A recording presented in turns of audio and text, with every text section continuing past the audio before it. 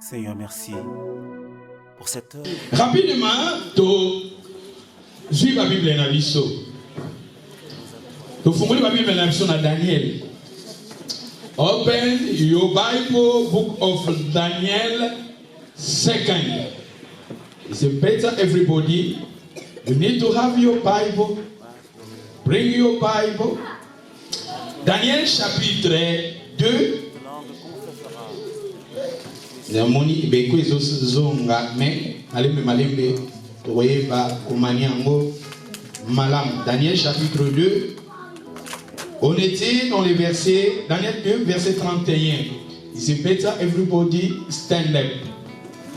Then we can read Daniel, so we can start to 31. Daniel chapitre 2 verset 31.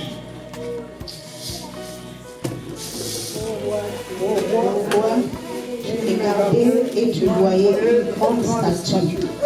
Cette statue était immense et d'une splendeur extraordinaire. Elle était debout devant toi et son aspect était terrible. La tête de cette statue était d'or pur, sa poitrine et ses bras étaient d'argent. Son ventre et ses cuisses étaient de rein. Ses jambes de fer, ses pieds en partie de fer et en partie d'argile. Tu regardais lorsqu'une pierre se détacha sans le secours d'aucune main, frappant les pieds de fer et d'argile et la statue est mise en pièces. Alors le fer, l'argile, le rein, l'argent et l'or furent brisés ensemble et devinrent comme la balle qui s'échappe d'une aire en été. Le vent les emporta et nulle trace n'en fut retrouvée. Mais la pierre qui avait frappé la statue devint une grande montagne et remplit toute la terre. Thank you. Merci. You can take seat. And we can pray. Pray, say to God to speak to you. We pray. Hallelujah. Mighty God, we surrender this time to you. Lord, I speak to your people. Bless your people. Lord, bless everybody here. Mighty God, I need your presence. I need your Holy Spirit to speak to me. Lord, I need your power. Let your kingdom come, Lord Jesus. You say in your word, for where two free come together, in your name you are there. Lord, I believe you are here. Bless your people. Lord, bless your people. Heal your people, Lord. Let your Holy Spirit use us for your glory, for your kingdom. The blood of Jesus cover this place. I bless everybody here. In the name of Jesus, we pray. Amen. Ces derniers temps, nous parlons sur l'Empire. Je vous ai parlé de l'histoire de Daniel et je vous ai dit, histoire, je vous parler de l'histoire de Nabucodonosor et de Nabucodonosor, azwaki ndoto et na ndoto na ye amonaki une grande statue. Et les statues oyo amonaki, tout à coup, alobaki na statue oyo amonaki une immense statue comme la Bible nous dit.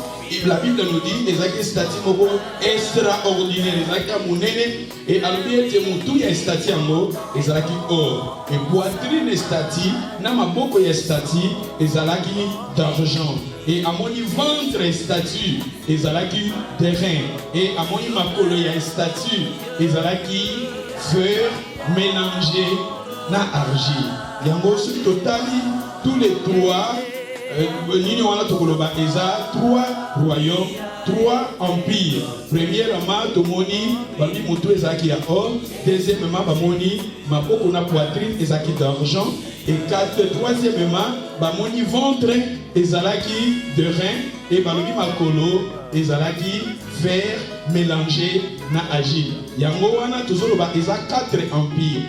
Nabucodonosor tanga loti ndoto yango akoyaki koloba ndoto yango epai ya bato alingaki ke bato basage basorcier bamagicien bainterpréter ndoto na ye. C'était difficile. C'est alors apesaki mitindo bakoma basage nyonso bato nyonso basolologue bato bamonaka makambo na Babylone na ces temps-là.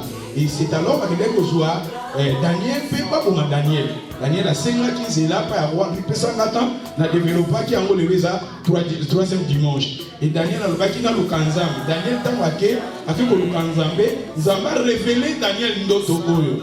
Ntango Daniel a vu message à ndoto yo, ayepa roi, siko koyebisa roi na ndoto na yo, yolotaki, omonaki stati moko ya monene. Et les stati yango, mutu ezalaki ya or. Mutu wana ya or, et alu maboko plutôt, poitrine na maboko ezalaki d'argent. Et ventre ezalaki de rein, pe ba pied nango ezalaki argile mélangé na feu. Yango to bengi 4 empires. Mais avec komona libanga moko bolutaki likolo, libanga yango yaki ya monene ebeti na se ya makolo estati yango. Tango beti stati na makolo, balobi stati yango nyonso epanzali ba rein ba or nyonso tango epanzali komi lokola poussière. Et libanga wana ya monene tango ekitaki ekomaki libanga ya monene, ekomaki royaume ya monene. Soki tolobi 4 empires wana plus libanga oyo yango tozobenga 5 empires. Sokotangi na histoire mpona nanga malamu. Na histoire ya bana Israël, okomona ke bana Israël tant ba se rebelaki contre Dieu. Israël ba se rebelaki contre Nzambe, balingaki susu Nzambe te. Nzambe selon Nebuchadnezzar ndoto ya lotaki ezalaki réalité, ezalaki message au Nzambe à travers Nebuchadnezzar alomelaki. Et au moment na histoire la bana Israël ezalaki na 5 empires où est dominaki bana Israël. 5 plutôt 4 empires où est dominaki na peuple juif. Tant aux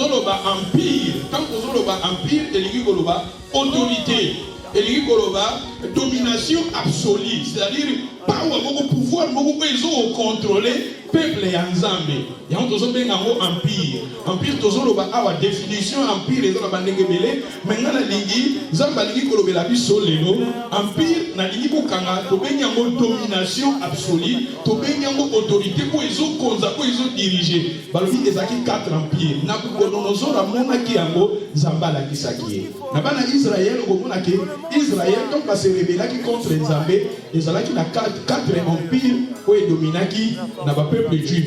Premièrement, tomoni empire babylonien. Yango ko tomoni Nebuchadnezzar yende babandaki ko dominer à ce temps-là contre le peuple de Dieu Israël. Et deuxièmement, ezaki un empire au babengi empire des Perses. Bango pe ba dominaki sur Israël parce que Israël ba se rebelaki contre Nzambe. Et troisièmement, ezaki un empire de Grèce. On va dominer sur le peuple juif. Et quatrièmement, ezaki un empire romain. On va dominer sur le peuple juif. Il y a 4 empires où il domine selon l'histoire. Il y a peuple juif. Ezaki na 4 empires où il domine sur le peuple juif. Alléluia. Wan ezali, ezaki histoire. Wan ezali na sens propre. Mais biso na lina même biso na sens figuré ou bien na sens spirituel. Poto bimisa ba révélation. Oyo Nzamba koki kolobela biso selon histoire oyo ya statut oyo. Quand on a zotanga en tant que prédicateur, nazomona ezana makambo ebele Nzamba zolobela biso. Nzamba zolakisanga o Nzamba lingi peut-être koloba na bana na ye, koloba na ba peuple na ye. Poto comprendre. Et 4 sortes il y a empire oyo bandaki ko dominer, bandaki ko konza na Israël. Alléluia. Alléluia. Israël bazaki na boumbu. Empire moko bandaki ko dominer sur bango. Ezaki 4 empires. Et na lingi lelo par la grâce de Dieu, biso peut pas comprendre bana na Nzambe tous en connaissance. Qui dans le sens spirituel, Nzamba la kisinga pe ezana 4 sortes ya royaume. Et yango tozo bakisa na moko, yango na lobaki moko wana utaki libanda plutôt libanga wana utaki quelque part yaki ko frapper statue de to bakisa ki ezaki Jésus-Christ. Yango tozo benga le 5 empire. Na mokilio tozo fanda ezana 5 empire où ils ont dominé. Alléluia. Tant que vous avez un statut, vous allez d'abord comprendre le statut d'abord des accords. Tant que c'est statut, plutôt que une grande statue, une masse de statue, et ça qui corps. Même la Bible, les autres à Jésus-Christ, autant qu'il y a dans la Bible, bisous à chrétien, tout ça une corps. Bisous à chrétien, christianisme, et ça le corps. Bazolo basoko ke na Colossiens chapitre 1 verset 18, bazo benga Jésus-Christ ça la tête du corps. Et au moment où ils sont église, tous les membres et corps. C'est Jésus qui est la tête, nous sommes ses membres. Apôtre, l'évangéliste, les docteurs, les chrétiens, tous les partis, il y a membres, il y a corps, il y a Christ. Jésus-Christ qui est la tête du corps. Alléluia. Mais, dans l'histoire de la révélation, premièrement, dans l'explication selon Nebuchadnezzar, plutôt Nebuchadnezzar, et selon Daniel, tant qu'on a expliqué Nebuchadnezzar, l'explication de tous les cas de quelques mots de vérité. Donc, il y a 36. Dans 36, Daniel chapitre 2, verset 36. Komboyo, komboyo, hey. Komboyo, ya Yesue. Komboyo, komboyo, yeah. Komboyo, ya Yesue. Voici les songes. Nous en donnerons l'explication devant le roi. Ô roi, tu es le roi des rois, que le Dieu des cieux t'a donné l'empire. Le Dieu des cieux t'a donné quoi?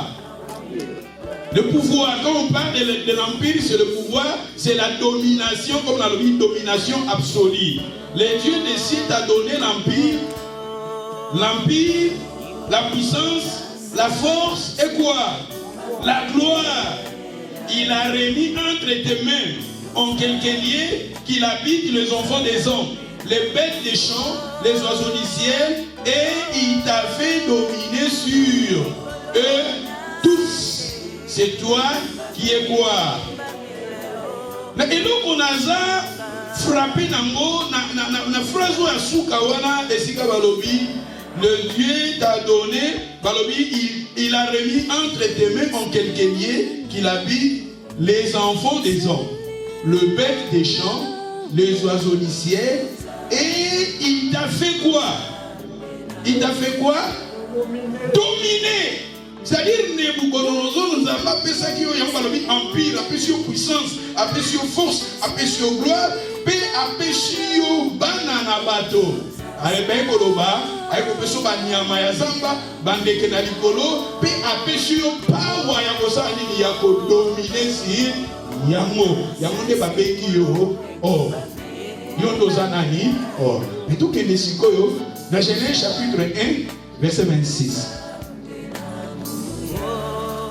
Genèse, Mama, Kolo Yesue, Mama, Mama, Wananazambe, Mama Yahweh, Mama, Kolo Yesue, Mama, Ayambeli Yahweh, Kolo Yesue, Wananazambe, Kolo Yesue, Kolo Yesue. Alors, Awa. Puis il dit, faisons l'homme à notre image, selon notre ressemblance. Qu'il fait quoi? Le même terme, le Seigneur t'a donné l'empire. Et il t'a donné des animaux, tout ça, le bête de champ. Dominé, c'est le même terme, qu'on répétait encore, le même verbe. Faisons l'homme à notre ressemblance, selon notre ressemblance qu'il domine sur les oiseaux de la mer, plutôt sur les poissons de la mer, sur les oiseaux du ciel, et sur quoi? C'est le même verbe utilisé, dominer.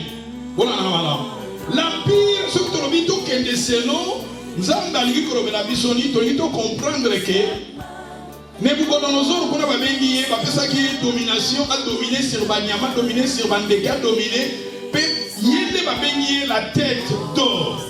Mais tandis que ceux qui sont dans la Bible, dans le commencement, la tête d'or, et ça là qui n'a Eden.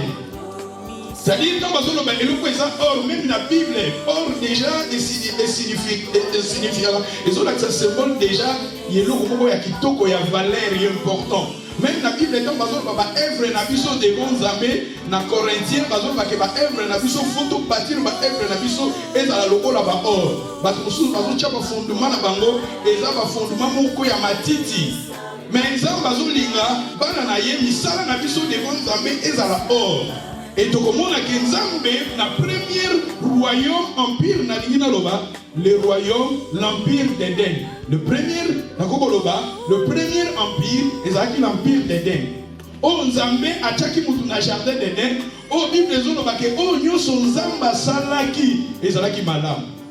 Yamona, c'est ça où ezalaki parfait, où ezalaki ya or. Parce que tant Nzamba salaki mutu na jardin d'Éden, ataki mutu na jardin d'Éden, balobi awa ataki mutu sa nini a dominer. Yango moni ke Nebuchadnezzar Nzambe pe apesaki power sur les oiseaux, apesaki power ya ko dominer, apesaki mais bona na mala. Na jardin d'Éden, tant Nzamba placé mutu na jardin d'Éden. Oh, dans mes tours, on a la question, mutu na jardin d'Éden, ça va combien d'années? Parce qu'il a évité. Voilà, mutu na soumukité. Parce que koufa, pauvreté, maladie, tout ça, et il y a qui tant monde mutu à soumuki. Quand l'homme a péché, il y a un monde de comme on a magamoussous. Mais je me pose la question que tant nous avons passé qui monde, on va compter premier jour. On a mis tant passé qui, le premier jour nous avons passé qui tout système il y a pour compter les Jésus qui. Parce que le premier jour nous avons passé qui, deuxième jour nous avons passé qui, troisième, septième jour nous avons passé qui. Tout système, il y a une année, parce que quand on parle à Salaki, c'est-à-dire toujours dans la facilité à Koyeba, bateau, il y a Koyeba, bané, il y a Koyeba. Nalina Loba, tant que nous avons placé qui nous n'a jamais l'air, nous c'est Salaki malam, c'est Salaki bon, pas si elle a quitté, souffrance c'est Salaki quitté, je serai c'est Salaki quitté, Moutazalaki n'a vie à malam. Mais Moutazalaki combien d'années n'a jamais l'air? Pas de dérogation. Moutou Salaki combien d'années? Parce que les gens qui ont basali Moutou Lelo, à tient un jardin d'Éden, l'objet Moutakoui. Peut-être les gens qui n'ont pas népé belé les kakiwana. Peut-être les gens qui n'ont pas Kalabat, qui n'ont pas histoire à nous, à Stanga, à nous, on a 900 ans. 900 ans. Moutakoui n'a pas 900 ans, il y a année. Et plus tard, David a eu une révélation, il a eu une révélation. Mais tout parce que nous avons dans le jardin d'Éden, nous avons combien d'années dans Éden. Tout le monde, je me souviens, quand on a dit mingi na témoin de Jéhovah nini na bango papier na bango bapesa na bato komona bazona samtu na jardin d'Éden mutafandi na banyama parce que mutapesa ki bakombo banyama tala mutazaki na power azaki na puissance ya totombe nango empire autorité pouvoir parce que bakombo ya babiloko nyonso ebandaki te na Éden ana baleko lo balangi toyebi te. Mais c'est que moi je sais que Bible le bien de tapesa ki bakombo ya banyama nyonso o bazalaki na Éden. Nzambe te tapesa ki kombo ezaki mutu po Nzambe ataki kati na mutu pouvoir wana autorité wana. Yango tolobi awa domination ya liboso ya empire bana na Nzambe toyeba o babengi domination d'Éden oyo makambo nyonso ezalaki parfait. O ezalaki OK. Kufe yalaki te, pasi yalaki te. Souffrance est à la quitter, sécheresse est à la quitter, colère est à la quitter. Mais quand nous nous aïe qu'on se séparer, aïe qu'on désobéir, alors à Nzambe, c'est alors Nzamba bengana qui fout dans jardin d'Éden. C'est alors Nzamba loba qui maloba ya malédiction. Nzambe aloba qui négocier même na nature baye ko ba même na nature Nzamba zolo ba na nature ay zolo ba na ba végété ko ba zolo ba na ba fruit comment et à partir de maloba Nzamba loba qui échanger qui makam échanger qui système échanger qui temps de température échanger qui makam belé parce que na débit nyonso ezala ki parfait parce que na Éden de lui ko ba bonheur délice.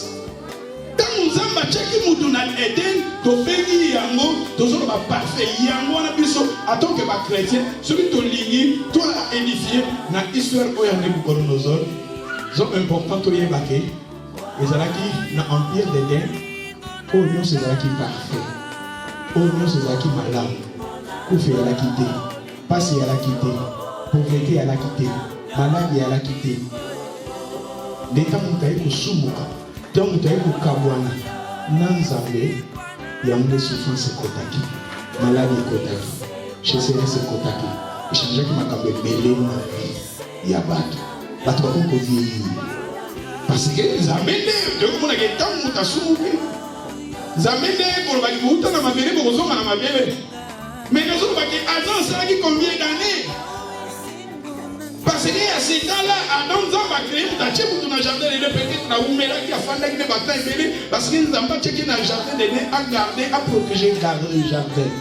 Lié de honneur, lié de délices. Il y a beaucoup de béni yango Nabucodonosor otomoni la tête d'or na carte na Bible même Jésus-Christ est la tête d'or. Ça dit que Dieu se souvient que ça parfait. Dieu se souvient que ça malamu. Tant nous avons créé la Bible a créé qui mokili balobi nzamba benga ki to sama to kito benga premier empire to le premier empire to benga empire d'Éden. Moni moi peut-être tokende muzindo makasi ezali parce que na lini to clôturer enseignement autant mutaye ko sumuka Bible zoloba na livre ya Romains chapitre 3 verset 28. Tous ont péché, sont privés de la gloire de Dieu. Romains chapitre 6, verset 23.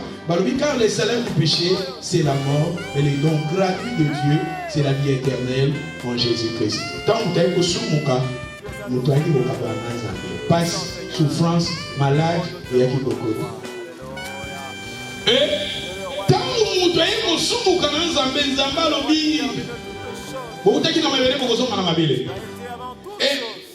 à partir de là, tu vas comprendre que Ezalaki, dans nous avons les jours où vous en mangerez des fruits. Et dans nous Satan a trompé mon jardin de lait, pour séduire femme dans le jardin de lait. Est-ce que l'Éternel vous a dit de manger? Satan lui dit, oh, Satan est comme ça, vite là.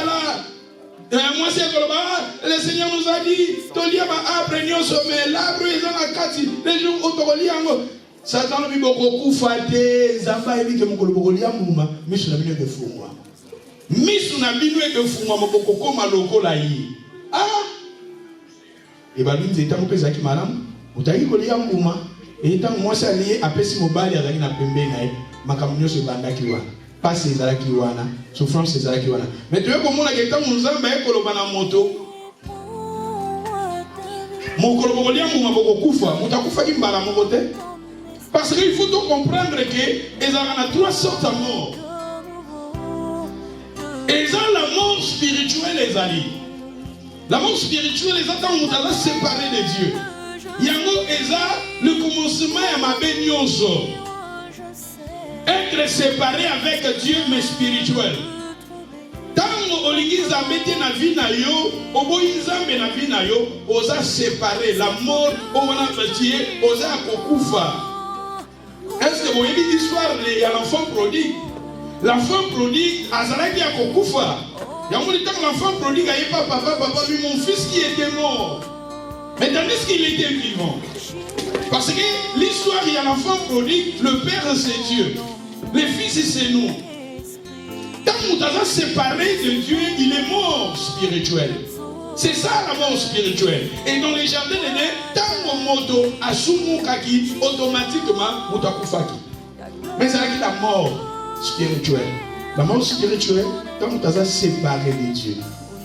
Et tu as mis dans le jardin de Néné, parce que dans le jardin de Néné, avant Moutasoumuka, l'Éternel venait chaque soir pour parler avec l'homme. Vous avez parlé qu'il y a beaucoup de choses qui oh, Néden, il y a d'Éden, jardin d'Éden. Lié de bonheur, na signet na Eden, ezalaka makambo kitoko ya malamu na Eden. Bah où melaki, moi je ne pense pas que basalaki peut-être 6 mois, 2 mois, tout ça, bah où melaki basalaki ba nebele, comme toi sous. Mais na période où ana mutazaki na kimia zaki malamu, mutafandaki bien. Parce yalaki te et mutabandaki ko collaborer na banyama. Yango muni na bina ba plongir wana komona mutafandi na ba lion, mutafandi na ba léopard, mutafandi na ba ours, tout ça parce que na période wana nyonso ezalaki na bien. Tant on est mutaye ko sumuka. La mort spirituelle est côté. C'est ça ezalaki débit ya malheur. Parce que dans le vie, la mort spirituelle, la mort physique, la mort physique, c'est la mort physique.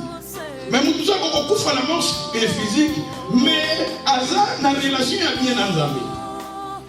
Nous avons il y a quelque part qui besoin de Jésus, tant Lazare a couffé, tout ça, Marthe, Marie, Seigneur, ce qu'on a dit, de corruption, nous avons Jésus avec ceux qui ont Alors je suis la résurrection et la vie. Celui qui croit à moi vivra quand même. Quand même il est mort, il vit. La personne qui a Christ, oh là là, quand vous êtes au sous dans la jardin d'Éden, vous avez choisi pour ça la déni. Parce qu'il y a la mort spirituelle, Moutana séparé de Dieu, il y a la mort physique. La mort physique, tout le monde a pas et ça, la mort, troisième mort, au bazo benga, la mort va être en enfer. Parce que dans le livre Apocalypse, quand les sons de la trompette va sonner, le Seigneur a ressemblé à le mort, au lieu de faire quoi, après, n'est en enfer. Il y a un monde qui est la seconde mort. Mais nous, dans ce Zambé, tant que aïe au sumu kana jardin de Zamba qui ko restaurer kaka parce que Zamba zaki na bolingo ya ko restaurer na te ya biso mateya ya ndenge Zamba zaka prêtre aïe ko sala ko bomanya mapona ko zongisa mutu na relation na ye. Ya momoni quelque part tout na livre ya tout quelque part na 1 Corinthiens chapitre 15 verset 21. 1 Corinthiens chapitre 15 verset 21. Puisque la mort est venue par un homme, c'est aussi par un homme est venir quoi? La résurrection.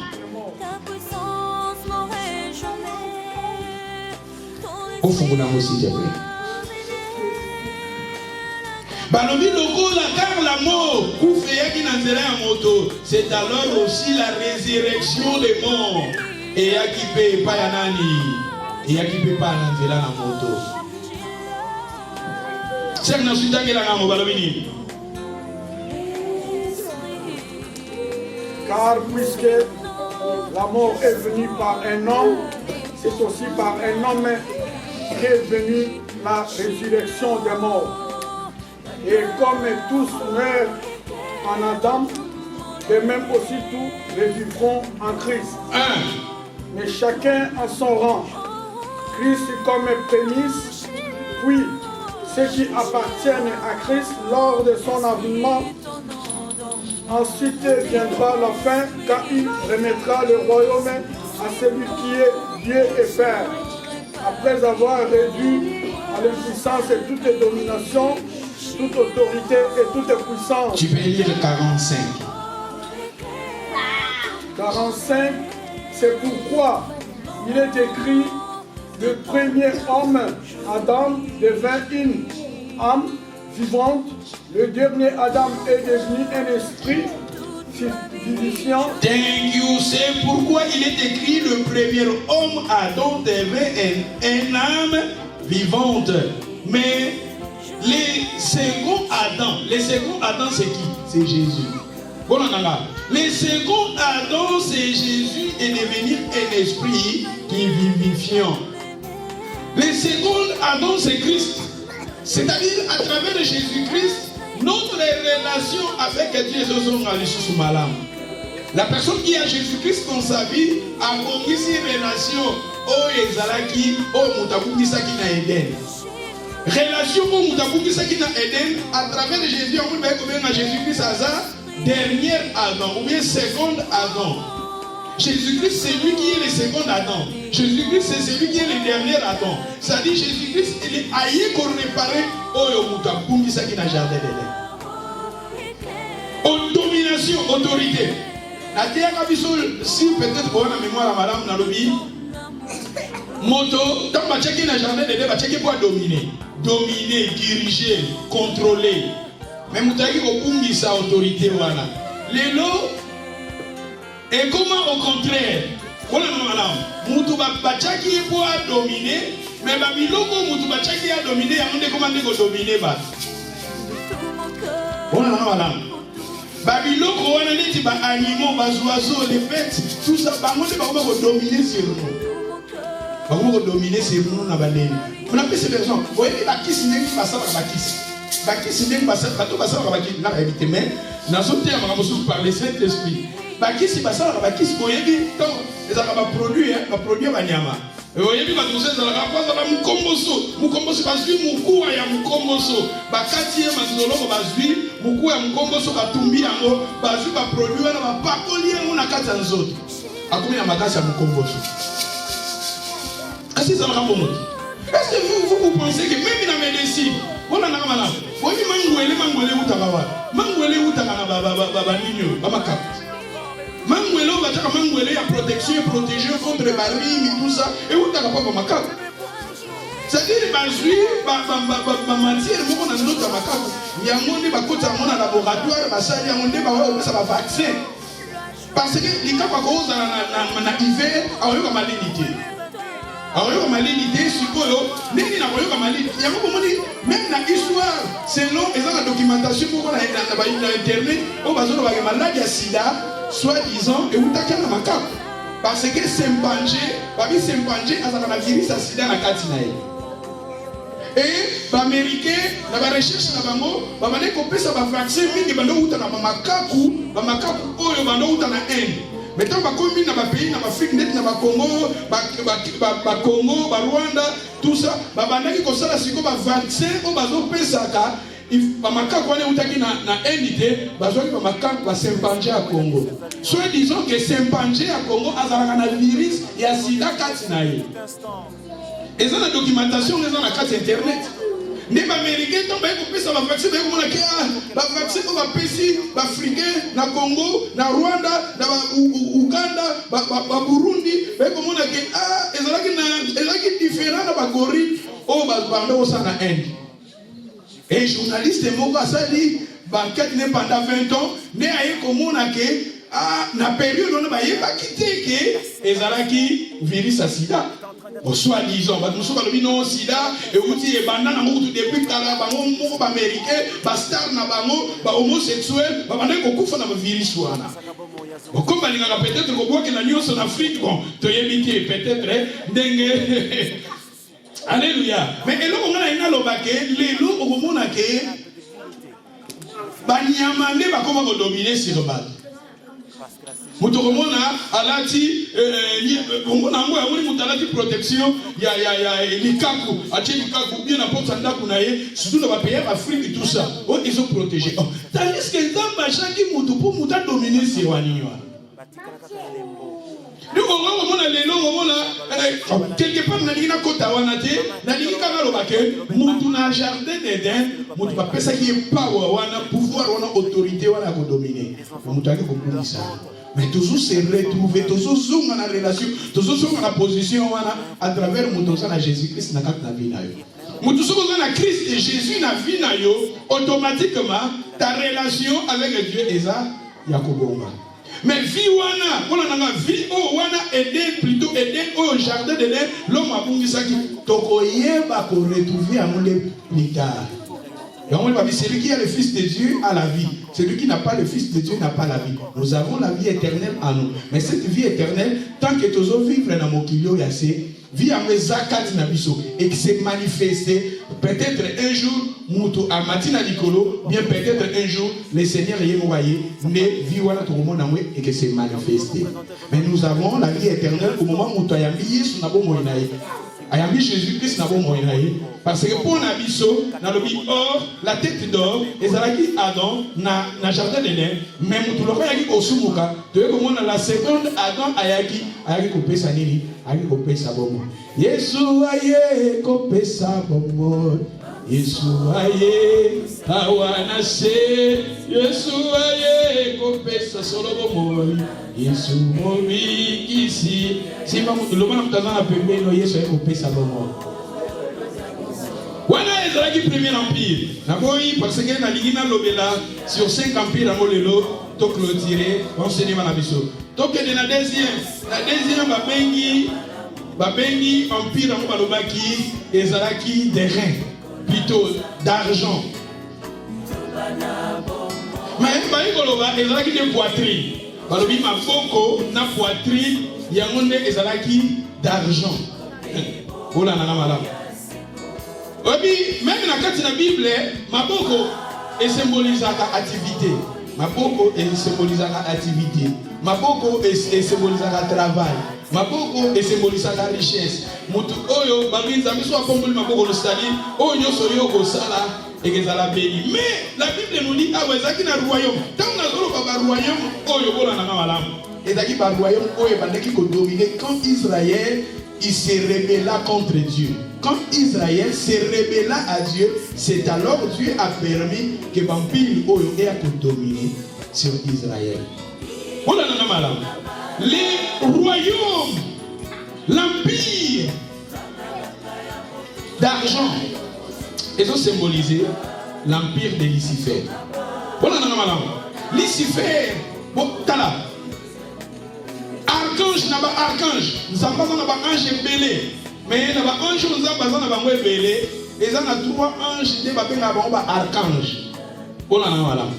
Nzambe sokotangi apocalypse otangi ba livre nous allons comprendre que ba ange basalaka ebele même dans le livre apocalypse bazolo batang la nuit sikaza ezaki na multitude des anges o bazolo ba jour et nuit qui est dit de recevoir la gloire la puissance tout ça ba nzambe basala ba ange ebele mais ba ange nzambe basala ba ebele ezalaki na trois anges o bazalaki ba archange parce que archange euti na mot bona na mot archange et les anges basala ba chef.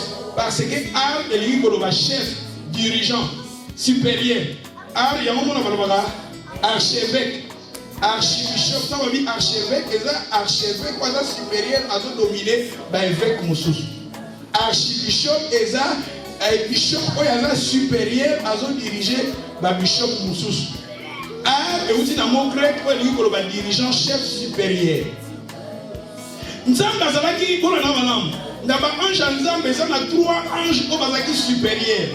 Et ça a qui Lucifer, parce que Lucifer est l'étoile, Lucifer est l'étoile, quelque part, sauf peut-être, les autres versions, peut-être, la Bible. Asra est l'étoile. Asaki, Basalaki est n'a pas de chose, tant Ambasalaki, Lucifer, Asalaki est n'a pas or. Asaki n'a pas chose précieuse comme la Bible nous dit. Lucifer, Asaki n'a beauté. Dans la Bible, les trois archanges, Asaki Lucifer, Asaki Michel, et Zapé Gabriel. Trois anges, la base supérieure. Lucifer, archange, Gabriel. Mais si vous avez le troisième empire et Otobéni, Lucifer. Voilà, Lucifer. Ange, Lucifer, et ça Satan. Tant qu'on s'est révélé, va bénir Satan, va bénir les diables, les diabolos. Tant qu'on s'est révélé, mais tant que tout le monde a, voilà, tout le monde a, Satan, c'est que noir, tout ça, et ça, les images de Azabo. Bible bénit Azabo. Dans la perception de la Bible, qu'est-ce que la Bible nous dit? Azaki Lucifer. Et vous dites en latin, parmi étoiles, où est la gloire, à la puissance. Tant qu'on s'est révélé, les diables, le diable, l'adversaire, Satan, accusateur, tout ça. Mais le vrai son nombre de Azaki Lucifer, l'étoile. Tandis que Jésus va bénir l'étoile, il va bénir l'étoile. Il y a un dirigeant parmi les anges, on a le premier ange, on est parmi les anges, on a on est Koloba, et Lucifer, Koloba Michel, Koloba Gabriel, il y a un premier. Il y a un protéger tout le monde. Oui, aïe, parce que les Koloba, musique, Satan, musique, il de Satan. Oui, Azan a connaissance à musique, mais rôle naïs qui a protégé. Alléluia. Madame Soupetoté, à côté, ça a la connaissance. Tout est dans Éphésiens, chapitre 2, verset 2.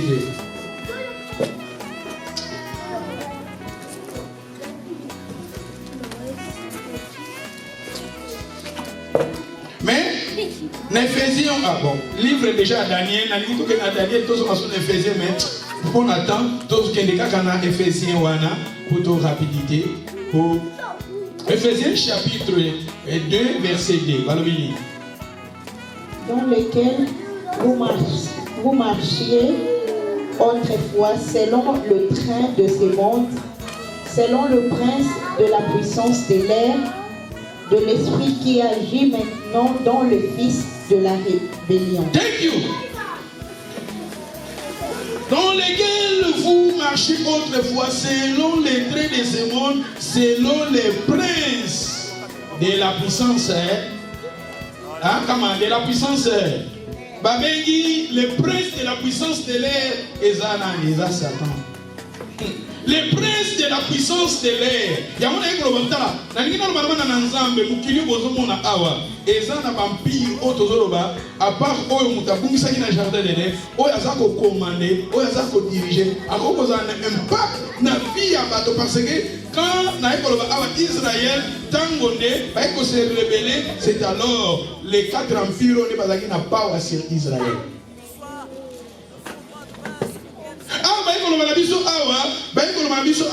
Le prince de la puissance de l'air. Babengi prince. Prince Azaroi. Prince, tout le monde a prince, c'est des rois. Mais tout le monde a William, tout le monde a prince. Ali, tout le monde a prince. Parce que bango royaume, mais ça pas na bango. Beaucoup de ça pas na bango. Ceux qui ne l'ont queen nazate, mutakozwa bango na William, bango ne pas kozwa place wana. Tout le monde a prince quelque part Azaroi. C'est le fils. Alléluia. Et Satan va se prince. Le prince de l'air. Parce que Apocalypse, dans le livre Apocalypse, chapitre 12, verset 7, aux autres qui ne que malheur, parce que il est descendu animé d'une grande colère. Les dragons, les anciens, les serpents anciens, tout ça bouillé. C'est lui qui domine, qui dirige. Plutôt que le passage, peut-être, Ephésiens, parce qu'il y a une connaissance. Apocalypse chapitre 12. Et il y a la mémoire. Et il guerre dans le ciel. Quand le diable s'est rebellé contre Dieu, c'est comme l'ange Gabriel, l'ange Michel, l'ange Moussou, télémélié sur cause. Michel et ses anges combattirent contre les dragons. Les dragons en Lucifer. Tant qu'on s'est rebellé, on va gagner les dragons. Continuez. Et le dragon et ses anges combattirent. Mais ils ne furent pas le plus fort et leur place ne fut plus trouvée dans le ciel. Et il fit précipiter le grand dragon, le serpent ancien, appelé le diable et Satan. C'est lui qui séduit toute la terre.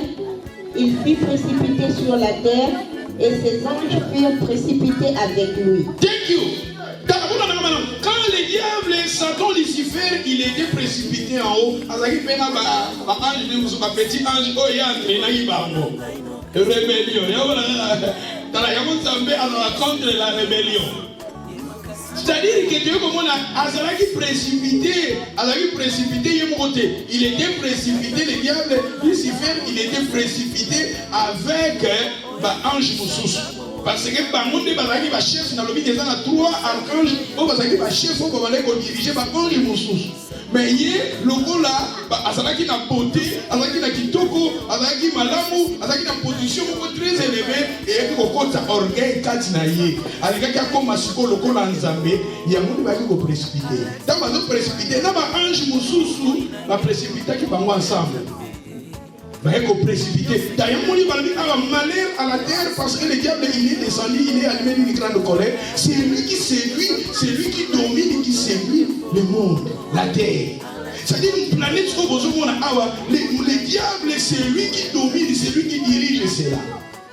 Il y a les royaumes, il y a Lucifer, il y a Lucifer, Lucifer, et Azar. Bato musu ba limaka nzamba azate. Mais bozo na misala pe ya Satan za des œuvres ya misala ya Satan za. Alléluia.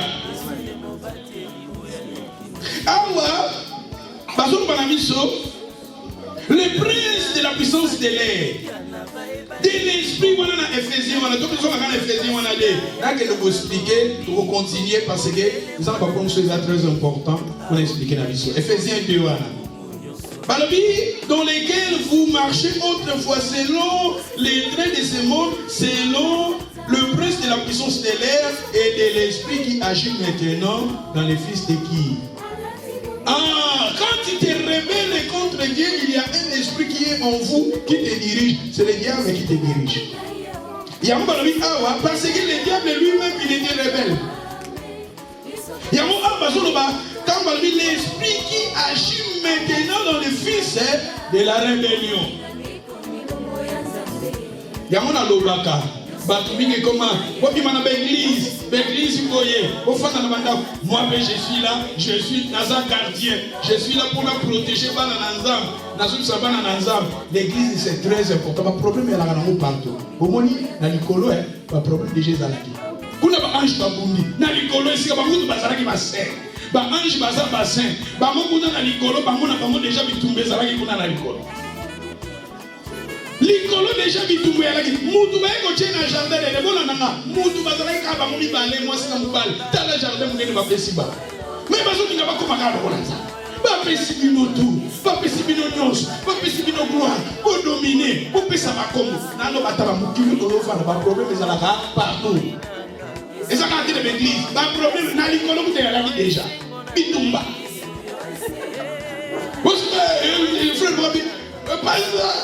It's not good to go to church because I saw people fighting in the church. Because you go to the people fighting in the heaven. The angels fighting in. Et ça pourquoi c'est? D'abord il y a ça qui bitumba l'école. Pourquoi tu go bitumba l'école ça qui what? No heaven. Na long way po. She don't think tombola is everywhere. In the heaven. Ba ange ba tombola ki bakiti. O ba sala ki saint. Ba munda ki ba lo bibi tumbela ki likolo. Siko ba ange musu ba saki na ngambo musu. Ba ange musu ba saki na ngambo. Bota na siku bitumba mo ya kande. Na likolo. Muta na jardin de bango mi ba le kaka na jardin. Basu. Tout ma problème est à partout. Na ma famille. C'est partout. Ma problème est ça.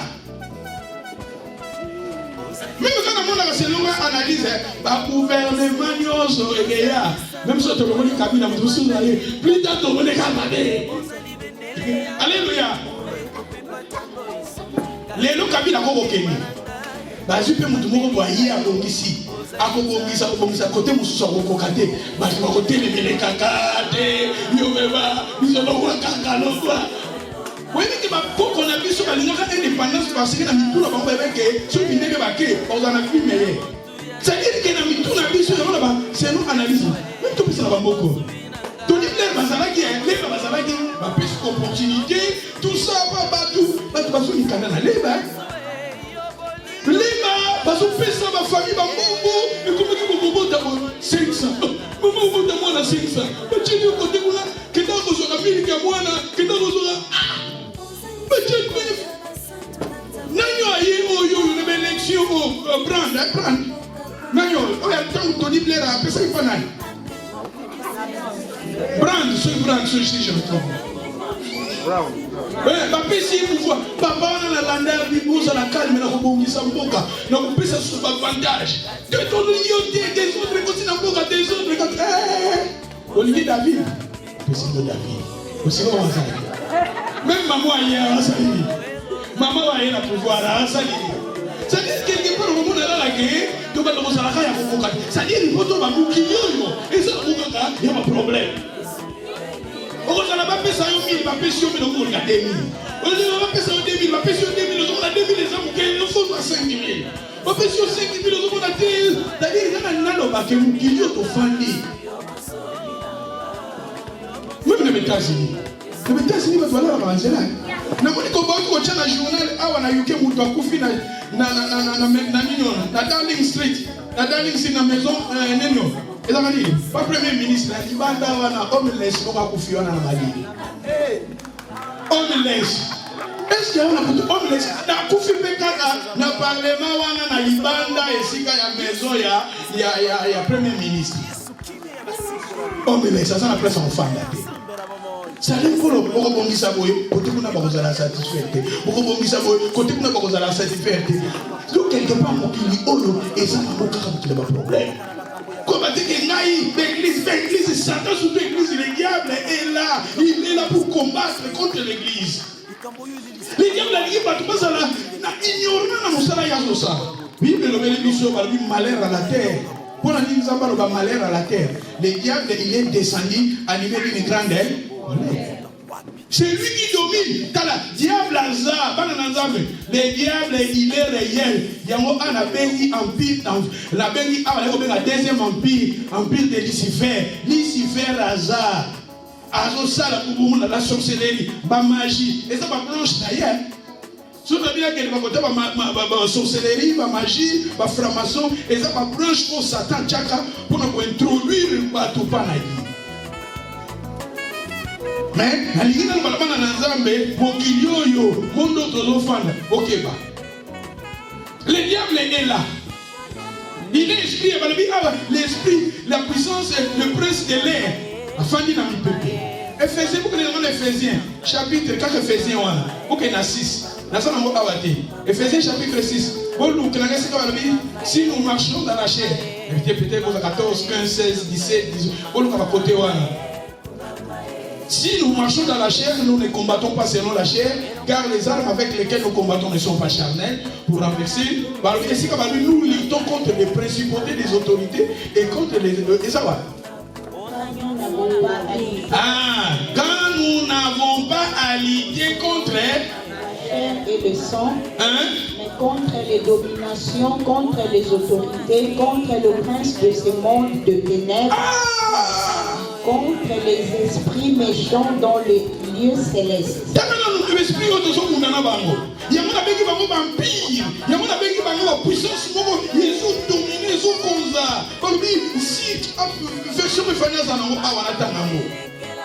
Please, pour les missionnaires de la Bible, parce que Eric a la mémoire, n'a développé tout le ange. Ba ange déchi, ba ange va se rebeller contre Dieu, Zamba précipita qui bango, ba ange musu ba bengi bango ba domination, ba principauté, ba autorité, ba ange wana, ona na malam. Na ka ya Nzambe, ça na ba ange pe musu ba bengi bango ba principauté, autorité. Na ka ya Satan pe, ça na ba ange parce que na likolo, tant trouble de salamaki, bitumbe salamaki. Ba ange musu ba kendaki na gauche, ba ange musu ba kendaki na droite. Mais à partir de Yango Bozomona,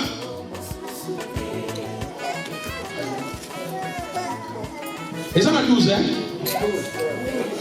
Thank you. Balobi, car nous n'avons pas à lutter contre la chair et le sang.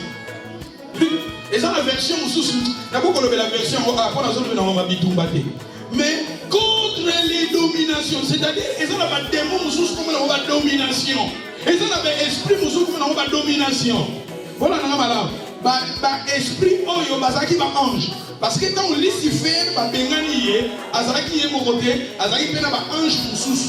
Ba ange wana ne ba benga bango le bango ba benga bango ba démon. Mais bango pe bazaki ba ange. Lucifer ndi azaki supérieur na bango. Quand vous y ba précipité ye, ba précipita ki na ba ange mususu bazaki na côté na ye. Va précipiter par la Bible Michel, parce que bon, quand vous avez la Bible Michel, la Bible, Michel a un ange souvent a un intérêt pour Israël. Il est là pour protéger Israël. Quand Israël est un problème, ange on a mis à bander côté de Zaki Michel. Il y a un moment qui va vite Michel a été contre les dragons, l'ancien, tout ça, va être précipité, mais par la Bible, par Kenda qui n'a pas ange sous. Mais yoka siko ala Ephésiens loba soki tozo kunda bana nanga me bitumba na biso ezana ba puissance moko satanique où il n'a pas contrôler ma vie là-bas. Le diable il est là, il est descendu Israël au moment basaki Nzambe il était Israël basaki dominé l'empire on va bengi empire de Perse. Même dans la Bible en Perse, le royaume de Perse symbolisait le royaume satanique. Les représentants de Satan lui-même. Quand nous manquons Dieu dans notre vie, si nous ne désobéissons plutôt, tous autres sans embêter, tous autres désobéir dans Zambé, on est dominé c'est la puissance de ma paix. Nous ne luttons pas contre la chair, contre les sentiments, mais contre les dominations, contre contre les autorités, contre le prince de ce monde. Il faut continuer. Contre les esprits méchants dans les lieux. Et là, l'esprit nous fait dans la Nicolo. Dans le monde, nous sommes envahis. Il y a une puissance, une domination. Et puis, nous sommes fourrés au miso. Et comme mon frère, mon ami, nous sommes fourrés au miso. Nous sommes banga banga. Pour que nous sommes dans Banzela, nous sommes dans Babylone, nous sommes dans Banzela. Nous sommes dans l'esprit. Dans les témoignages, il y a moins de ceux qui vont peut-être à l'objet. Pas fumula qui est mis. Tant que fumula est mis. Comme on dit, pas tant que vous êtes dans la. Babi, muda fumula qui est mis. Mais libata wana est un esprit des anakati wana. Mais n'a pas kangaye. Libata, il y a un libata sur la bonne. C'est un libata d'esprit. C'est-à-dire que mon dos fanda et ils ont la puissance moko bibi là. Les esprits méchants dans les lieux célestes. Na Nicolo kuna koke. Parce que les nazo loba awa, voilà normalement peut-être na moni suna bani ko loba loba, na kenene na passage biblique pour au monde na ni Matthieu to silisa. Yo comme on dit, kuna balobi na 13 ni. Balobi c'est pourquoi prenez toutes les armes de Dieu afin de pouvoir résister contre les mauvais et tenir ferme après avoir tous ces mots. Bon, on a peut-être des autres armes et Nzambé pour se protéger contre l'esprit en haut. Mais quand on a un Nzambé, ils ont un empire où ils ont dominé ce monde, autobéni empire de Lucifer. Ah ouais, on a surtout un passage où il y a Ephésiens. Tiens, et le Moana, si ni Moana, Togozonga. Tokenena, Esaïe 14, verset 12. Esaïe 14, oh Bazolomila Sire. Esaïe 14, verset 12. Et voilà tombé du ciel, astre brillant, fils de l'aurore, tu es abattu à terre, toi, le vainqueur de nations. Ah, il y a la Bible est un message prophétique. Ce que dit dans Esaïe 14, verset 12, Bazo parlait, te voici tombé du ciel. Apocalypse, malheur à la terre. Il était précipité. Te voici tombé du ciel. Astre brillant. On dit étoile. Étoile, Jésus-Christ va bien dire l'étoile brillante du matin. Il montre Satan à Lucifer le mot d'étoile. La lumière, celui qui apporte la lumière. Awa Esaïe a eu révélation. Tu étais bâti à terre, toi le vainqueur des nations. Toi le vainqueur des nations. Tu disais à ton cœur, je monterai au ciel, je lèverai mon trône au-dessus des étoiles de Dieu. Et on dit,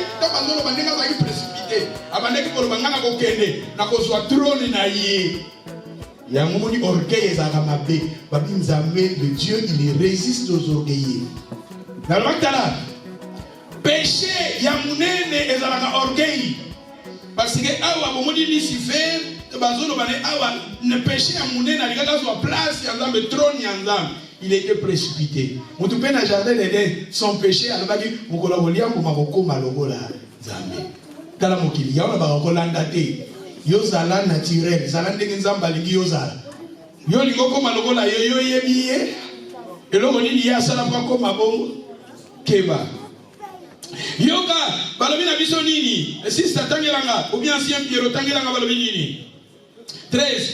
Tu disais en ton cœur, je monterai au ciel, je lèverai mon trône au-dessus des étoiles de Dieu. Je m'assierai sur la montagne des ensemblés. Les étoiles de Dieu, les étoiles, les étoiles, les anges. On a un ange. Quand on va passer par ange, on va avoir une étoile. Il même il y a une étoile. Tant que les étoiles, parce que ça tant que ça la bêtise dans ma version, au moment de l'étoile, loana, eza étoile, étoile, T, eza ba ange nde bazolobela wana nakokende nakozala likolo ya ba ange nyonso nakofanda na Lucifer abakoloba na motema na ye. Continuez. Je m'assierai sur la montagne des assemblées à l'extrémité du septentrion. Je monterai sur le sommet de nuée. Je serai semblable au Très-Haut. Je serai semblable au Très-Haut, Lucifer. Dans la yamba précipitaki.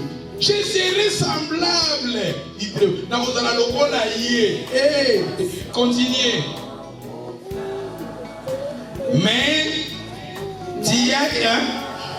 Mais tu as été précipité dans le séjour des morts, dans les profondeurs de la fosse. Ceux qui te voient fixent sur toi leur regard, ils te considèrent attentivement et faisaient trembler la terre qui ébranlait le royaume.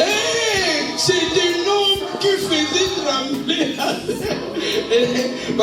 Qui ébranlait quoi? Le royaume, Lucifer. Parce que par ange, il est allé diriger, il est allé commander, parce que il est allé ange, archange supérieur dans ange news. Donc on est dans Ézéchiel. Donc on est dans Ézéchiel, chapitre 28. Il faut peut-être un arachipo. Ézéchiel, chapitre 28, verset 12. Parvenez.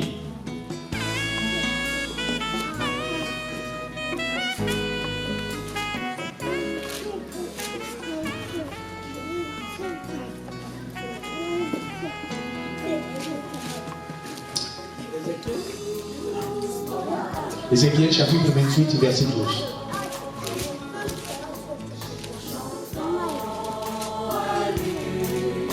Ézéchiel 28, 12. Fils de l'homme, prononce une complainte sur le roi de Tyr. Tu lui diras, ici parle le Seigneur l'Éternel. Tu mettais les sceaux à la perfection, tu étais plein de sagesse, parfait en beauté. Le prince de Syrie, et le Perse. Autre lobby, Israël est dominé. La première est le roi Nabucodonosor, Babylone. Deuxième, le roi de Perse, Yéné Abazolo Banaï. Mais avec représentant, on a un représentant. C'est pour cela, nous avons dit pour fois la vision est à la édifier, nous avons interprété, ils ont la puissance qu'ils ont dirigé système pour Yamokini. Dans la tu étais plein de sagesse et parfaite en quoi? Beauté. Et on te dit que tout le monde a il est diable noir, les imagination, il y a plus au bas. Mais il y a une beauté qui tombe. Plein de sagesse et de beauté. Et après, on va continuer par le béni. Tu étais en Éden. Tu étais en Éden. Éden est lié de bonheur, lié de délices. Éden, lié de bonheur, lié de. Kuna na likolona nous d'abord. Éden. Tant que l'on va Éden, lié de bonheur, lié de délices. Bazon banaïe, Lucifer, Azalaki na Éden, lié de bonheur, il continue, les chanteurs de Dieu, continue ainsi. Tu étais couvert de toute espèce de pierres précieuses. Azalaki, c'est-à-dire Basalaki, il y a un lobby awa, Satan tombe Basalaki, Basalaki est d'abord or. Basalaki est d'abord, on est nous sur le combo les pierres précieuses. Rapidement. Les affaires vont comme sur la cassion. Les topazes, les diamants, les chrysolites, l'onyx, les jaspers, les saphirs, les scarboucles, l'émeraude et d'or. Les tambourins et le flûte étaient à ton service. Préparé pour le jour où tu fus créé. Des tambours et des flûtes étaient en ton service préparés pour le jour où tu fus créé. C'est-à-dire, hier, côté musique, il y a musique,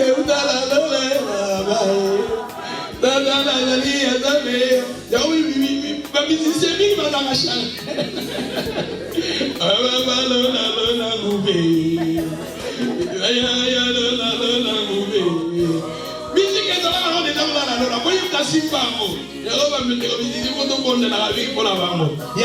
vous dis la vérité. Musique à Moukili. Oui, et ça dirigé par le diable. On a un musique aux hommes, musique au monde, Keba. Tous les monde a beau. Et ça, la mission, c'est ça. On a monté ça ma casse. Moto de son déjà ma casse, c'est pas que Miki Bazon n'a pas dit.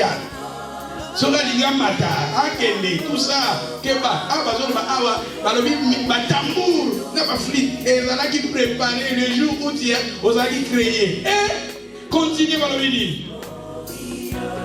Préparé pour le jour où tu fus créé, tu étais un chérubin protecteur. Azaki chérubin protecteur, azaki un jour banaki ko protéger, abanako protéger ni trône ya Nzambe. À part musique, ba ange ta bazo yebelanza. Hosanna, Hosanna, c'est Odine, tu Seigneur. On va flitter les bêta. Vous voyez, si nous avons la situation, na yoga série beaucoup na lala, na yoga musique moko ngabi enkolo. Outi musique alors là. Comment si vous babi continue. On a qu'elle est rapide. Continue par le minimum. Tu étais un chérubin protecteur aux ailes déployées. Je t'avais placé et tu étais sur la sainte montagne de Dieu. Tu marchais au milieu des pierres étincelantes. Et tu as été intègre dans tes voies depuis le jour où tu fus créé jusqu'à celui où l'inquiétude a été. L'iniquité a été trouvée chez toi. Et là, l'iniquité m'a fait. Tu étais saint, tu étais intègre. Tu étais intègre. Parce qu'on parlait de Lucifer. Quand on parle à Satan, on a Lucifer né, et ça a outil dans mon latin. Pas traduire mon latin, mais parce qu'on s'est dit que l'étude biblique, on parlait d'un jour à se rébeller qui contre les Zambés. Il y a un moment où Ozalaki sainte, Ozalaki intègre, jusqu'à le jour où l'iniquité a été trouvée chez toi. Après, on va continuer la 16 Balobini. Par la grandeur de ton commerce, tu as été rempli de violence et tu as péché. Je te précipite de la montagne de Dieu et je te fais disparaître chérubin protecteur. Du milieu des pierres étincelantes, ton cœur s'est élevé à cause de ta beauté. Tu as corrompu ta sagesse par ton éclat. Je te jette par terre. Je te livre en spectacle au roi. Thank you. Awa, ce que tu sali et tu vas parler. Et on a dit, Awa, empire, deuxième empire. Il faut pas oh, le diable n'existe pas à Zalaka. Dans le témoignage, il y a papa, mon babi n'était assigné à l'écran de télé. Normalement, ceux qui sont dans le monde satanique, ceux qui ont mis mon tout, selon la loi, parce que mes preuves exactes. Mes preuves, il y a la terre. Les preuves exactes, ceux qui ont bon, moi, peut-être que je pas ces exemples typiques, ou peut-être dans la réalité, mais dans mon lit, je ne sais pas pour quelqu'un des exemples à battre. Ceux qui ont tout, avec le sang de ma baie, n'est-ce pas la tindeli ou mauvaise sort, parce que la sorcellerie est un moyen où le diable a utilisé pour nous contrôler, pour diriger, pour mener la musique. C'est-à-dire quand quelqu'un a la sorcellerie, il manipuler, il est au Congo, mais il a manipulé, il a contrôlé. C'est-à-dire qu'il est au salon, mais il est loin. À Sanio, mais il a la musique. Bon, si vous avez prévu ça, vous avez et parmi les États-Unis, il y a un bateau de franc-maçon, à l'écart de la télé, vous pouvez renommé, à l'écart de la télé, est-ce que bon, on est un franc-maçon. Ami la franc-maçon, est-ce que Bino, Bobo Marapé Batali, Tobo Marabatou, mais bon, tel même on va utiliser qui habite Tobo Marabatou. Ceux qui ont besoin de ça, ils ne vont pas. Mais pas quand vous gouvernement pour me prévenir. Si vous avez sali, à quoi ça le monde a sali mais prévenir à vous. Vous avez pour là. Donc, Batou Mingi Bani Diable, il n'y a pas d'ignorance pour continuer au salon. Nous sommes éclairés, nous sommes là à travers la Bible pour nous l'accepter dans Nanzal. Et ils ont la puissance, d'autres ont la puissance. On a dit, il y a Lucifer, l'empire de Lucifer, Satan, un agent naïe, un bateau naïe, un planche naïe, un représentant naïe. Alléluia. D'où c'est très important, si tous les guides doivent la protéger contre Bango, il faut d'abord na Jésus-Christ quand on a vu la vie. Parce que comme on dit, l'Ibanga, on a dit quelque part que frappe qui Bango. L'Ibanga, on a c'est Jésus-Christ. Et à travers Jésus-Christ, nous sommes capables de se protéger. Il y a un moment où que si nous luttons contre les dominations des principautés, des autorités, c'est pour cela que nous avons armes, nous avons se protéger contre les bandes. Mukili oyo monde oyo Satan aza amusa makamunaye. Et si ka kobombama, et si ka kofanda eza epai na Yesu Masia. Alléluia. Donc elle est la troisième. Donc elle est la troisième. Et avant qu'on a qu'elle est celui qui est dans le livre de Job chapitre 41, Job a parlé Léviatar. Voilà, Léviatar, Job a parlé na monstre moko marin, bazo benga Léviatar. Dans Job chapitre 1. Sorry, mais peut-être le Job chapitre 1, la verset 40, Job chapitre 41. Job 41. La première verset va le venir.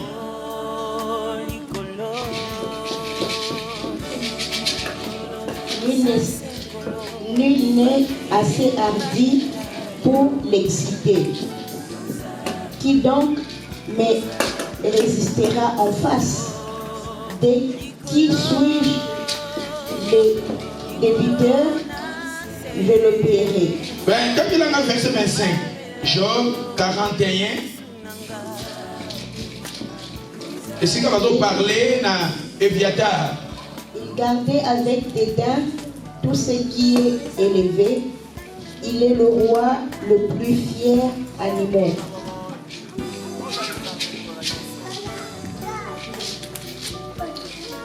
Considérez pour le Sika, la version de la Sika Léviatar. Ou bien peut-être combien on a la Bible à Darby. Thank you. Et ça la Bible est à Darby. Léviatar, voilà, Léviatar, et ça va les monstres marins. Les monstres marins, Azagana Maï, va bénir Léviatar. Et tandis que c'est notre explication, va dire Léviatar, c'est le diable, le représentant. Et au moins, il va dire sous, va dire malheur à la terre, malheur à la mer. Parce que le diable, il est descendu. Tala, obi wa mai, au monde na bakati ya mai za na monde muso za na kati ya mai. Monde muso za na kati ya mai. Ya moni ba muso sana, o ba témoigner ba kenda na ba deuxième monde ba kenda na mai. Ba kenda sa mai. Parce que kuna na kati ne peut pas ndo o ba mami wata. Ba mami wata mais ce sont des esprits. Ko ba za na kati ya mai. Au monde ba mai yo ezala ba muso ba to ba kati na mingi na ba mai, ba mona ba makambo. Israël ou esprit à maï sur les tombeaux qu'il faut bal makambo ba ba maï biloko na kati ya maï yo moni na tamu ya Job bandita nzamba tindaki mpepe. Pourquoi les commerçants ba ko boka biloko na maï? Parce que ba yebi que l'esprit o ifandi na kati ya maï tamu etobokaka il faut pas bando boka ba biloko na maï. C'est-à-dire ba maï wana bo mona zalo ba mbeleza na kati ya maï. Et il y a des choses qui Job dans le Job parce que c'est la version de Derby. Ouais, dans la version de Derby, ce que Tangi Ango, on a besoin de le monstre marin, démon à maille. Il y a un ami qui est sirène, mais il y a tout l'esprit, il y a sirène, bazar.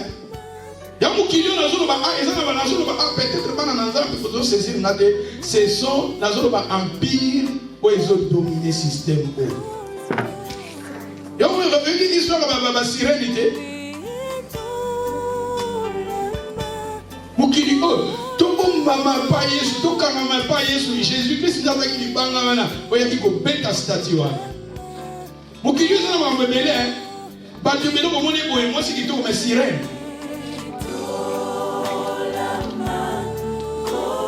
On a gagné moi si, on dit moi ça dans tambo là. Non la batala. Bon.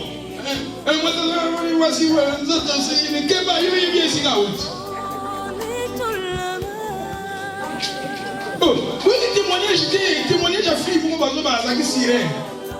Ba pesa ki nini ba mingi azaki d'esprit prostitué parce que vous voyez ba prostituée la bien utiliser la bango na bi bango nyonso te.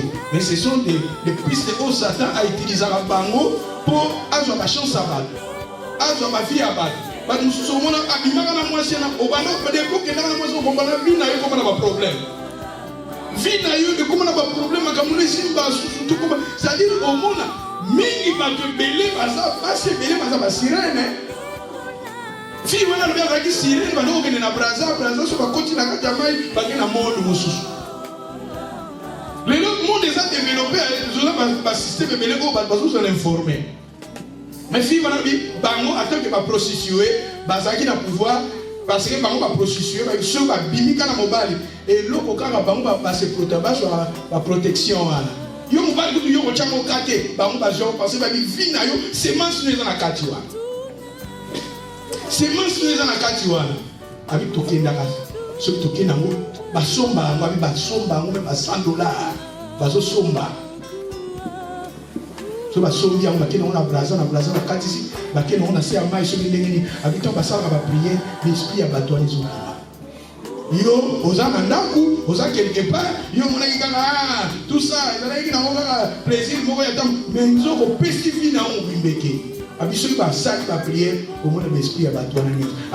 semence, l'esprit n'a eu. Tu vas partir l'esprit n'a eu, demander par quoi contrôler, tout ça. Mais il y a battu.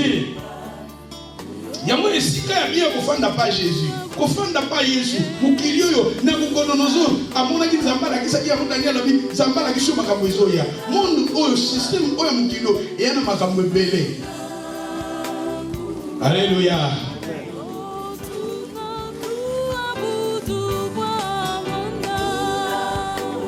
Tokende.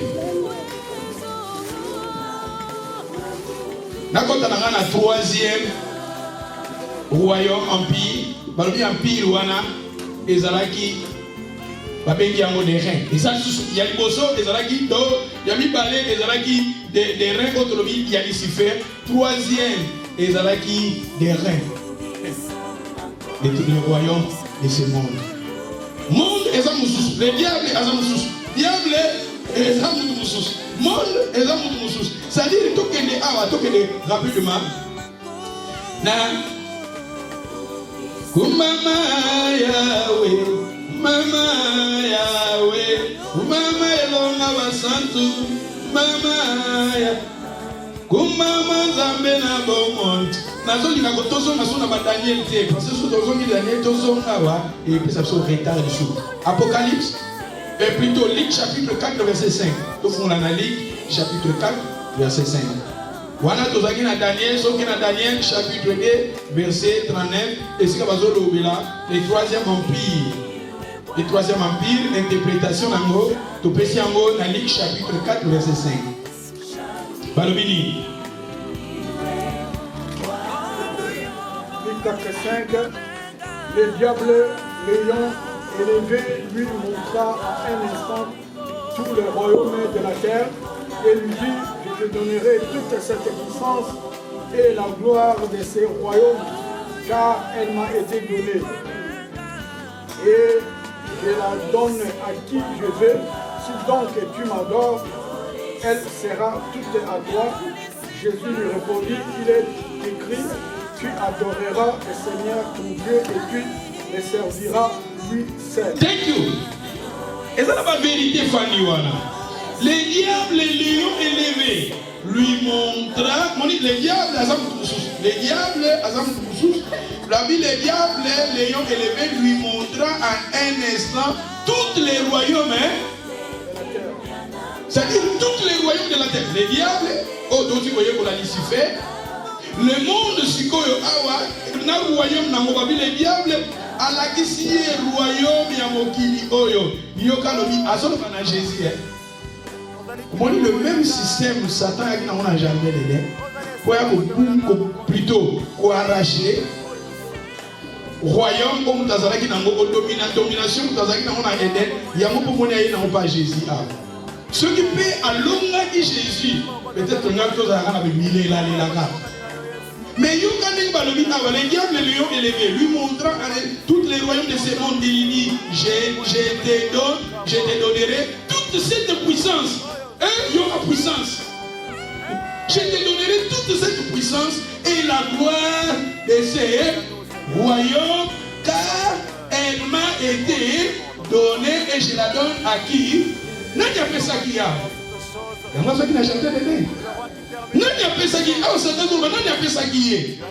Pas fait ça qui est roi, nani a fait ça qui est? Aïe, pas comme pas moutou. Tant que tu as bouki, tant que tu as coué, tant que tu as péché, tant que tu as désobéi, par exemple. Et il y a le royaume en haut, le royaume, pouvoir, autorité, et ça pas naïf. Il y a fait ça en haut, pas à mon à couper ça à qui il fait. Moukilio yotala, Zamba Pambola. La Bible nous dit c'est la bénédiction de l'Éternel qui et ça la dit. Même pas tout sous une bénédiction où tu penses à mettre là ah. Balobi awa Satan, ce qui a eu pas Jésus, a eu ici Jésus bon, a combien plus fort. Bateau. Ce qui est en attendant la biche, ils ont la batte belé, ou tu pas qu'on m'affectionne à eux. Dans la diable qui a proposé un aboy. Dans la diable qui a proposé. Mais Bible des a bien, Bible des a madame est dévoilé que son secret moko. Et batte belé dans la ignorance. À cause il y a vie, à cause de la bilou comme mokili. Et bah continue dans le système moko, les gens vont robi manangote. Bah continue dans l'empire moko parce que dans zone empire et ça pouvoir moko autorité moko comme même incapable à cause ya robi manangote. Il y a un moment où Israël tombe à péché par les rois de Perse, les rois de Babylone, les rois de Grèce, il y a un vampire qui a dominé sur Israël. Et si il y a un bombama, et si il y a un fanda, pas un Zambé, ceux qui Zambé à l'Igio, même là, ceux qui Zambé, gloire à Dieu, Zambé, ceux qui Zambé na souveraineté na yé, à l'égard qui n'a kamba batupo, Zambé soit le coup. Ceux qui Zambé l'Igaki, l'église Oyo, et comme Amoudé, Zambé soit le coup. Mais la Congo Ligate n'a qu'à dépasser, il faut que tu te nasses. Si donc tu fais quoi? Tu te prosternes devant moi. Elle sera tous, Barbinini, Kofukama. Zoka Kofukama, Jésus t'a interprété dans Kofukama. Diable, est-ce que vous pensez que c'est Kofukama? Mais ça, Kofukama, c'est ça, on va me mêler. Fukama, il a un cas qu'on ça y royaume. Et ça, peut-être que vous comprendre dans le bon. Diable a dit Fukama kaka, non, on peut se royaume, oh, il faut pas passer un mot. À la qui Jésus, royaume mignon, à la qui s'acquiert. À la qui c'est gloire. Le gloire mignon, à la qui s'acquiert. C'est-à-dire, à la qui c'est biloko, à la qui c'est ma position, à la qui c'est l'élévation, à la qui c'est la poste, mon sous-sous. Puis surtout, on a posé un mot, faut comme homosexuel, et ça va poster mon sous-sous, pose un mot, faut comme lesbienne, et ça va poster mon sous-sous, ça va gloire, mon sous-sous, ça va opportunité, mon sous-sous. Pour ce qu'on a dit, pour ce qu'on attend roi à Jésus, à la qui est pour aller à la qui est royaume, à la qui est puissance, puissance ignorée à la qui est. Richesse ni au diable la qui est Jésus. Tout ce qu'on a matériel n'attend la vie. Biloko ni au diable la qui est Jésus. Pour le bague fou comme il a dans le soir.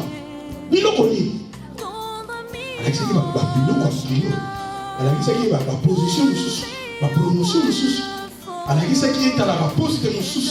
À la qui est ma grade de mon sous. À la qui est ma contexte de mon sous, ma relation de mon sous. À la qui est c'est-à-dire ah ouais qu'on va dire sauf que fou comme il est-ce que ça va au fou comme est-ce qu'ils ont Fukama?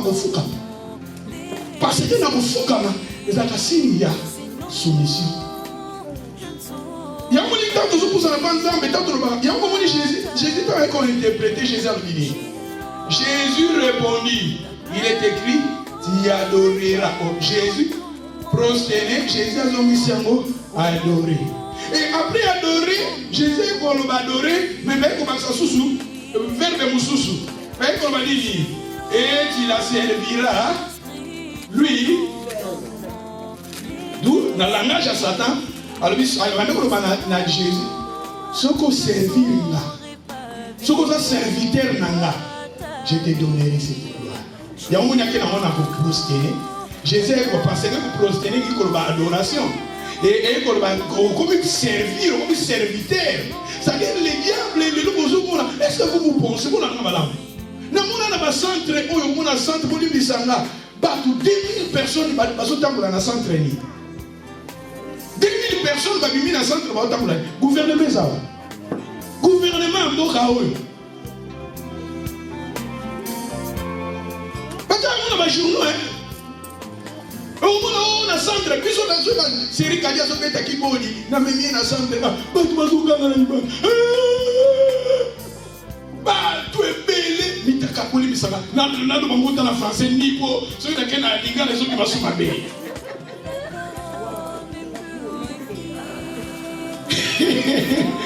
Bon na baba be yo sala mo ka ta l'école bana ba okamboke prison. On dit comme qu'il y a des gens qui sont là. Mais même à l'école, on a des gens qui ont des bilamba, t'as pas l'école, bah on a un pédophilie. Bah comme ils vont, non, bah tiens la bise, mais on va sortir pour la centre, voilà. Non, non, c'est pas mon autorisation à t'amener la boue. Et ça, ma position, mon sous-sous, va obliger au salam à voir. Mon pédophilie, on va quand même la Belgique, c'est comme on a dit, bah bien, ok, bah me consommer les balances. Pour terminer les bases. Ça dit pour qu'il y ait aux hommes et ça n'a pas batala. Routiable, bat de pélo aux hommes. Tant que quand on a YouTube, les gens déjà développé. Oyekola, bah siège à la formation sur les Arabes. Vous voyez ça n'a pas UK, les gens n'a pas Belgique, les gens n'ont pas beaucoup de fans. La formation, ça va puissance moko. Et ça va science, et ça science, ça religion, et ça religion mais. Bon, la religion et ça va représenter à Satan. Pourquoi un politicien, mais pourquoi un politicien va le peuple voter? Il faut que n'est pas là-bas. Au sein de notre vie, on n'a pas là-bas. Au sein de notre banda, il parle là-bas, tout ça pour bondir, pour avoir un bimisayo. Ça dit que mon kiliko, système oyo, n'est pas dans nos hommes. Il y a pas toujours pour interpréter pour que ça va dans l'ensemble. Tala, Satan ça, mon kiliko pèse dans le royaume d'amour. Yango tala kozala précédé balobi balobaka nani akima mbango alekaka na ninyo ezaka nani useleke te hein les arts akima mbango aleka poto mais nani ya poto ya maleme ezaka nani kameleyo ndika tambola kameleyo soka sika totambola aki nyomona ngana mona ka kameleyo na ba Congo moto ndazo kima mbango. La monde a des caméléons de la moto à qui le monde a les arts. Moto, à ce qui va moto. Mais caméléons de Nassi, ce qu'a tamboli, à chaque ligne au moko, à Ninganina, à Pézéna, à Tchébosousou, à Pézéna. Alléluia. Ça dit que la vie, il faut que des malènes, Zamba Pamola, Natana, Alléluia. Et ça, c'est un système moko. Peut-être na mukotaka kumba babi musicien moko ya monene akufaka na monde na biso oyo nde ekolobaki tangu abandi koyimba na ye bien bayeki kokotisa ye na basystème wana tout quelque part diable aza malin okomona baloba na yo tout ça sokoliki boye tout ça boyebo yo bandaki na yo bien me bayeki kokotisa yo na banzela mosusu etango kokota wana okomi impuissant. Moi, le système n'a pas été contrôlé, on a pété. On a caté, on a trouvé un pire, et sa puissance, et sa autorisation, plutôt autorité absolue, ils ont dominé. Moukilio, et ça n'a pas force, le monde est dirigé par les diables. Le monde, ils ont contrôlé, ils vont s'attendre bien. Car il va payer ça, il va payer ça, des pouvoirs. Mais à ce moment, ce n'est pas Jésus-Christ de autres. Alléluia. Jésus a payer ça pour moi. Tout continuer. Il y a tout qui est.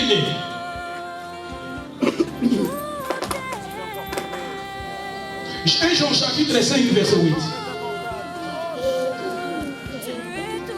1 Jean 5, 18. 1 Jean 5, verset 18. Nous savons que quiconque est né de Dieu ne pratique pas le péché, mais celui qui est né de Dieu s'égare de lui-même et le malin ne le touche pas. Nous savons que nous sommes de Dieu et que le monde entier est sous la puissance du malin. Thank you, le monde entier est sous la puissance de qui? Est-ce que la Bible ne le fait pas le long? Vous connaissez pas le Bible? nous savons que quiconque est né de Dieu ne pêche point. Mais c'est lui qui est né de Dieu, se garde lui-même. Mi batela yo moko, mutu abota mi katina Yesu. Baloui il faut qu'on y batte la part, c'est que quand on a exposé, quand on a exposé, c'est alors que nous avons positionné. Mais ceux qui ont battu la parole de Dieu en nous, automatiquement, nous avons se protéger du sommeil. Et nous avons se protéger contre l'esprit malin. L'esprit malin, la domination, la principauté, l'autorité, l'esprit est fandi dans mes pépés. Et là, l'esprit est fandi dans mes pépés. Ils ont contrôlé, ils ont dominé. Car les malins ne les touchaient pas. Les malins, c'est-à-dire vampires, on a la puissance, on a la force, on a et que si mbayote, tangu yo ozana liloba na nzambe katina yo, tangu ozana Jésus-Christ c'est katina yo. Est en train d'être vécu dans les balobi. Nous allons penser à tous ceux. Nous savons que nous sommes des dieux et que le monde entier est sous la puissance. Le monde entier, Angleterre, France, Belgique, Londres, Amérique, États-Unis, pays Afrique, tout ça. Balobi est sous la puissance du malin. 1 Jean 2, verset. Donc le Seigneur se penche encore dans ses mains glorieuses, avec son cœur paternel plein d'amour. Verset 14. Balobini. Je vous ai écrit, Père, parce que vous avez connu celui qui est de le commencement. Je vous ai écrit, jeunes gens, parce que vous êtes forts et que la parole de Dieu demeure en vous et que vous avez vaincu le malin. Je vous ai écrit, Père, parce que vous avez connu celui qui est de le commencement. Je vous ai écrit, jeunes gens, parce que vous êtes forts et que la parole de Dieu demeure en vous. C'est-à-dire la parole de Dieu. Bon, Jean Azo Komela papa, Azo Komela Bagène, mais ce qui est très important, quand Azo Komela Bagène, alors vous êtes forts. Pourquoi vous êtes fort? Pourquoi vous êtes fort? Réponse est Zani. Vous l'aimez. Ah, Ouacha, comme il va Bagène, alors vous êtes fort parce que quoi? Habitez les gens parce que vous êtes forts et que la parole de Dieu demeure en vous. C'est-à-dire la parole, quand la parole de Dieu est en nous, c'est alors nous serons forts. Quand la parole, quand tu mets la parole de Dieu en pratique, quand tu pratiques la parole de Dieu, quand tu obéis à la parole de Dieu, et cet empire satanique, empire sorcellerie, empire où ils ont commandé ce monde, et ils ont un impact dans vos moyens. Donc continuez Balobi. N'aimez point le monde. Et ça peut monter. Ni les choses qui sont dans le monde. Et ça peut monter. Si quelqu'un aime le monde, l'amour du Père n'est point en lui. Car à tout ce qui est dans le monde, la convoitise de la chair, la convoitise des yeux, l'orgueil. Ce qui est dans le monde. Tala. Sous contrôle de Satan. Quand tu te donnes à ces choses, le diable a lobby. Quand le diable a son c'est-à-dire à servir, il y a comme un serviteur. Je vous dis la vérité, pas tout sous. Dans ce lot-là, on a jeunes, garçons, tout ça, yang, tout ça. Yang, peut-être, tout ça, ma génération, beaucoup. On va s'en avoir ça, mais là, vraiment, ma qualité. Au moins, la vie n'a pas mes amis. Dans le week-end, ma boîte. Dans l'ambiance, dans la clé. Ça dit, la clé, on a besoin que les animaux, n'a dominé la pouna. Ce qui est dans le monde, la convoitise de Dieu, la convoitise de la chair, ne vient pas du Père, vient du monde. Soyez comme une prière, mais comme ma promesse. Ma prière, ma pasteur, bon, ça va me dîner. Est-ce que la dîner tout ça? Parce que dans la terre, sur la côté, on a besoin de prier pour la vie. Autant on a prié tout. Mais pour l'ensemble, et comme une église, ils sont attendus. Maintenant, je vais vous dire, vous avez boîte de nuit, vous avez boîte de nuit, déjà, 20h, 22h, déjà, on va boîte de nuit, même à ligne. Dans la boîte de nuit, sous Bassara Milongo, sans manteau, Bakota.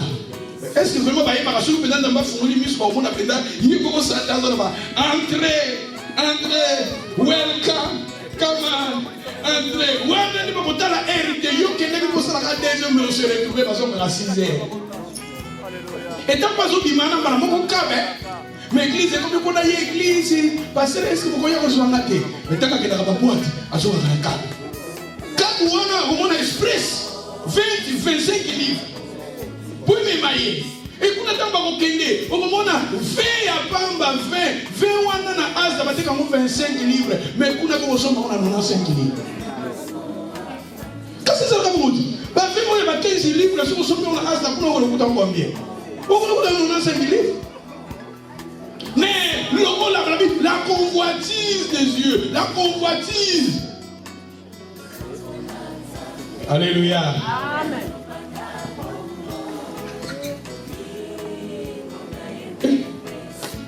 Tu vas laisser. Ah, je vais à 16 heures. Pour nous côté à peine à 15 heures. Vous voulez ça? Comment il te connaît? Nous peut-être continuer de marcher. Mais maintenant, souillé. Tu y a moi avant pour permettre. On a besoin de la terre. On a besoin de la prière pour nous. Mais on s'est assuré la clé. Tu obéis. Alléluia. Amen. Tu vas te lier sur le son. Vous pouvez faire ça.